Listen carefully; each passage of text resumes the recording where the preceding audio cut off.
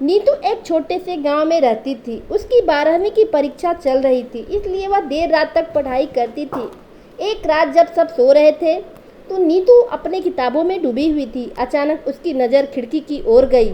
बाहर घना अंधेरा सा था, लेकिन चांद की रोशनी से कुछ धुंधला सा दिखाई दे रहा था। नीतू ने ध्यान से देखा तो उसे लगा कि वहाँ एक साया खड़ा है। वह डर गई और अपने कमरे की बत्ती बुझा दी, लेकिन उसकी जिज्ञासा शांत नहीं हुई। उसने धीरे धीरे खिड़की खोली और बाहर जाकर उसकी आंखें फटी की फटी रह गई। वह एक सफ़ेद साड़ी पहने महिला खड़ी थी जो हवा में तैर रही थी। नीतू का दिल तेजी से धड़कने लगा।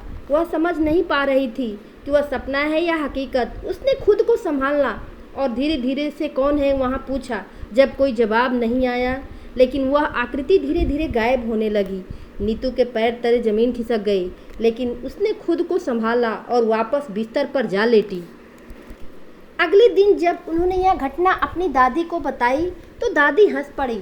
उन्होंने बताया कि गांव के इस हिस्से में एक पुरानी कथा है।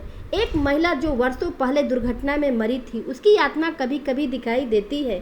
नीतू को समझ आ गया कि उसने वह आत्मा देखी थी, लेकिन उसने यह तय किया कि वह डर की वजह अपनी पढ़ाई पर ध्यान देगी। इस कहानी से हमें यह सीख मिलती है कि जीवन में कई बार जाने अनजाने या डरावनी घटनाओं का सामना होता है, लेकिन हमें अपने लक्ष्य से विचलित नहीं होनी चाहिए। डर से भागने की वजह उसे समझना और उसे पार करना चाहिए।